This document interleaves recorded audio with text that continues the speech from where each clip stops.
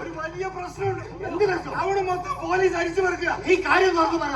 നമ്മുടെ രമണന്റെ മകൾ സിന്ധുവിനെ കാണാനില്ല. നെഹ്റു പാർക്കിൽ വെച്ച് അവിടെ കുടയും പുസ്തകമെല്ലാം പോലീസ് കണ്ടെടുത്തിട്ടുണ്ട്. ഒരു കറുത്ത സ്വിഫ്റ്റുകാരൻ അവിടെ കടത്തിക്കൊണ്ടുപോയത് കണ്ടവരുണ്ട്. ഇത് നമുക്ക് പണിയാവോ? നമുക്കിത് പണി വന്നാൽ എട്ടിന്റെ പണിയാവും. എന്താ സംഭവിച്ചേ? കേട്ടതൊക്കെ സത്യാണോ? ആരും അഭിനയിക്കണ്ട. എന്റെ മോൾക്ക് എന്തെങ്കിലും സംഭവിച്ചോ? വീട്ടിലെ ഞാനൊന്നിനെയും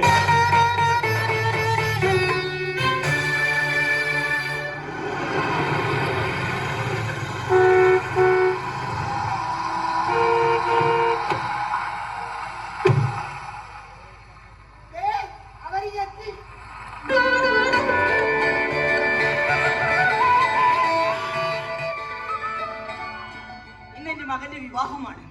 അനുഗ്രഹിക്കണം.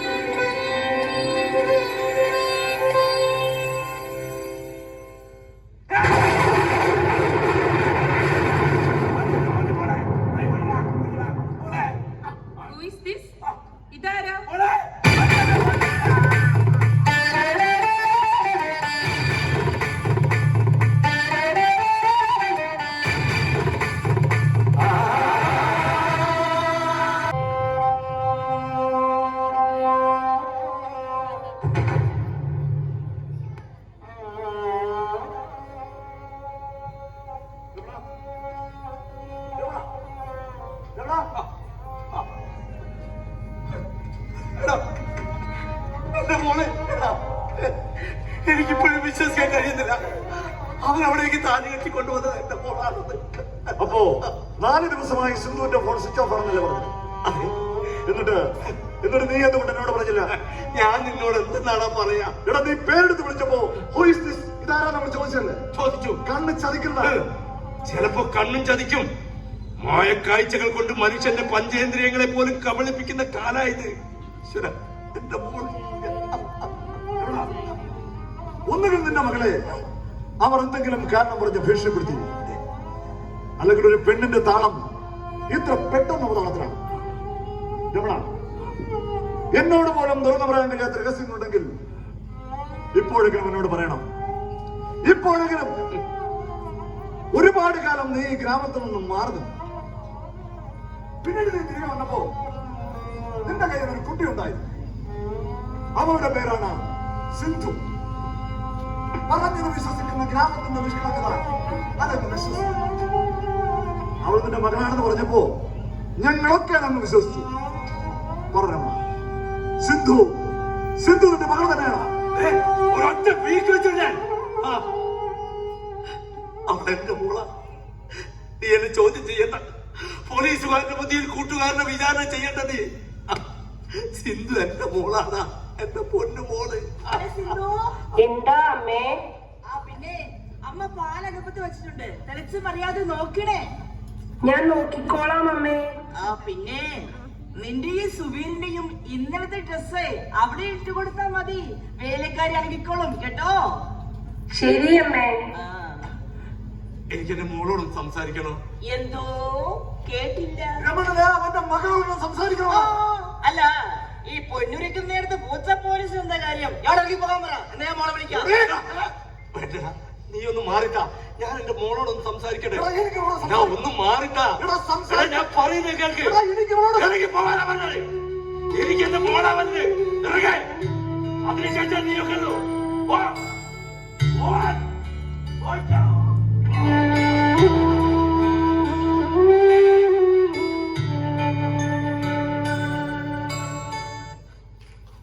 ഇനി എന്റെ മോളെ വിളിക്കാം. പക്ഷേ എന്താ ചോദിക്കേണ്ടത് എന്ന് വെച്ച എന്നോട് പറഞ്ഞാൽ മതി. ഞാൻ ചോദിക്കും. കാരണം മരണം വരെ അവൾ നിങ്ങളോട് സംസാരിക്കണമെന്ന് ഉറപ്പിച്ച് പറഞ്ഞിട്ടുണ്ട്. അവളെ കടന്നു പിടിക്കരുത്, നേരിട്ടൊന്നും ചോദിക്കരുത്. സമ്മതിച്ചാൽ ഞാൻ വിളിക്കാം. സമ്മതിച്ചു. മോളെ സിന്ധു,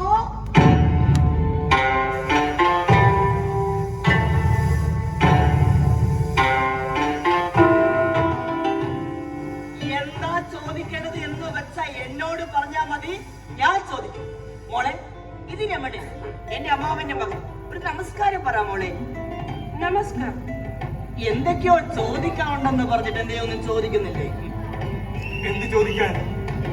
എനിക്ക് ഉറപ്പാ ഇതെന്റെ മോളല്ല. എന്റെ മുമ്പിൽ അവൾക്ക് ഇങ്ങനെ വന്നിരിക്കാൻ കഴിയില്ല. മോളുടെ അച്ഛന്റെ പേരെന്താ? രമണൻ. അമ്മയുടെ? സുഗന്ധി. മോൾ ഇതിനു മുമ്പ് താമസിച്ച വീട് ഏതാ? അതാ. മോളുടെ ജീവിതത്തിൽ ഇപ്പൊ ഏറ്റവും പ്രിയപ്പെട്ടത് ആരൊക്കെയാ? എന്റെ ഭർത്താവ് സുവീർ, അമ്മ ചന്ദ്രിക, അച്ഛൻ ഹോങ്കോങ് വാസുദേവ.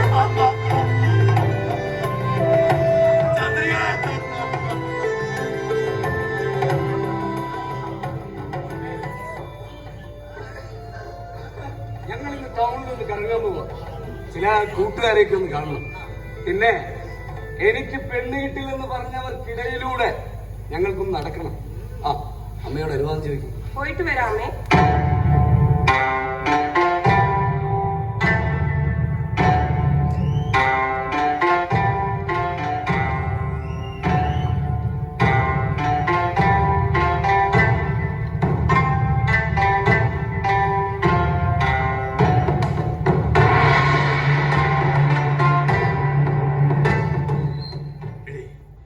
ഇപ്പൊ ഇവിടെ ഇറങ്ങിപ്പോയത് എന്റെ മോളാണെങ്കിൽ അവൾക്ക് എന്തോ സംഭവിച്ചിട്ടുണ്ട്. 4 ദിവസമായി എനിക്ക് അവളെ ഫോണിൽ വിളിച്ചിട്ട് കിട്ടുന്നില്ല. പ്രബന്ധം അവതരിപ്പിക്കാൻ യൂണിവേഴ്സിറ്റിയിലേക്ക് പോയതാ എന്റെ മോള്. പറ, അവളെ നിങ്ങൾ എന്താ ചെയ്ത് പറയാൻ? നിങ്ങളുടെ മോൾ ഇങ്ങോട്ട് വന്ന് പറഞ്ഞതാ എന്റെ മോന്റെ എല്ലാ ദുശ്ശീലങ്ങളും മാറ്റിയാ അവരെ കെട്ടിക്കൊള്ളാം. ഞാനിത് വിശ്വസിക്കില്ല. കണ്ടപ്പോ വിശ്വാസമായില്ലേ? എന്നോടുള്ള പക സ്വന്തം മകളെ കുത്തിവെച്ച് വളർത്തിയിട്ട് ഇപ്പൊ എന്തായി? എന്റെ രമണ, ഈ പ്രേമോൻ ചങ്ങമ്പുഴയൊക്കെ പാടി നടക്കാൻ കൊള്ളാം. കണ്ണിമാങ്ങ ചുനപുരണ്ട് ചുണ്ടുപൊള്ളിയ ബാല്യം എന്നൊക്കെ ചില വിവരദോഷങ്ങൾക്ക് പാട്ട് എഴുതാം. പക്ഷെ കെട്ടി ഒന്നിച്ച് പൊറുക്കാൻ തുടങ്ങിയ പണമാണി രമണ പ്രണയം പണം.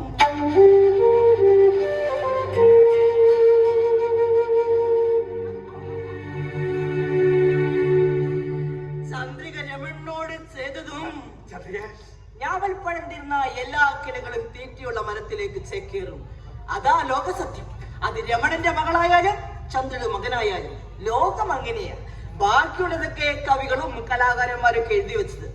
എന്തായാലും പ്രീ ഡിഗ്രി കഴിഞ്ഞപ്പോ എന്നോട് മലയാളം എടുക്കാൻ പറഞ്ഞത് നന്നായി.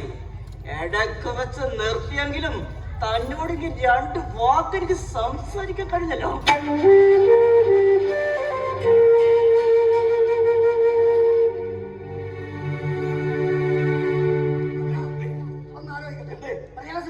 നമുക്ക് മാറ്റിയെടുക്കാം. നീ എന്താ ഇങ്ങനെ? നോക്ക്, 40 വയസ്സ് കഴിഞ്ഞാ പ്രായം തോന്നിക്കുന്ന 10-20 നോക്ക്. കൊറേ കാലായി തനിക്ക് ഞാൻ വെച്ചിട്ട് അവന്റെ ഒരു കല്യാണം കഴിപ്പിച്ചത്.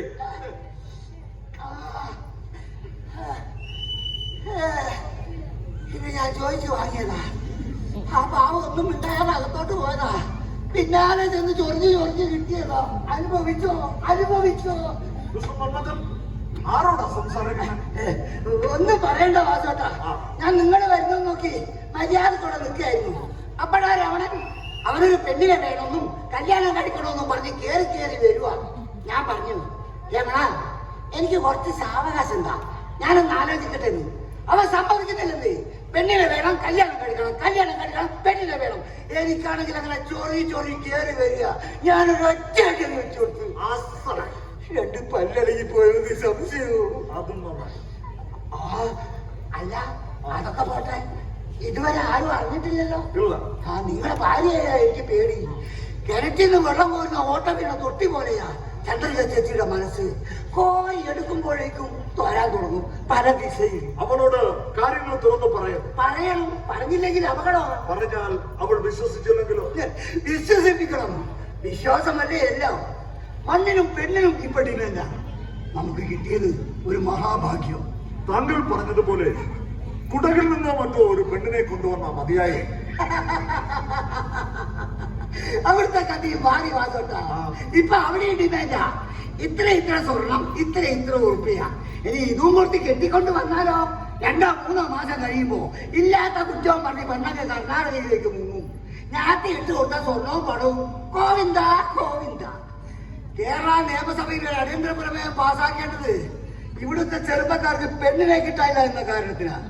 മിക്കവാറും കേരളത്തില് ചുവന്ന തെരുവിന് ലൈസൻസ് കൊടുക്കേണ്ടി വരും. നടക്കാവുന്ന കാര്യങ്ങൾ ഇങ്ങനെ പറയാതെ വന്നതാണ്. നമുക്ക് നമ്മുടെ വിഷയത്തിലേക്ക് വരാം. ക്ഷമിക്കണോ, ഈയിടെയായി എന്തെങ്കിലുമൊക്കെ പറഞ്ഞു വന്നാല് അത് വേറെന്തെങ്കിലുമൊക്കെ അങ്ങായിപ്പോ. അന്നന്ന് ചെറുപ്പമായിട്ട് വരുമല്ലേ, അതുകൊണ്ടാ. അതിരിക്കട്ടെ, ആള് പോയോ? മകന്റെ കല്യാണത്തിന് ചൈനയിൽ നിന്ന് കൂടെ വന്ന കുണംകുളത്തുകാർ? ഇല്ല. പെട്ടെന്നൊന്നും വരണ്ട. ചിലപ്പോ ഒരു ഭൂകമ്പം നടന്ന പിടിച്ചു നിൽക്കാൻ അങ്ങേര് നല്ലതാ. ഞാൻ വിചാരിച്ചു ഏതോ ചൈനക്കാരനാണ്. കുന്നംകുളത്തുകാരനാഞ്ഞോ? മിടുക്കനാ. അയാളുടെ തൊഴിലിന്റെ പേര് പറഞ്ഞില്ല. ഡെമോൺസ്ട്രേറ്റർ.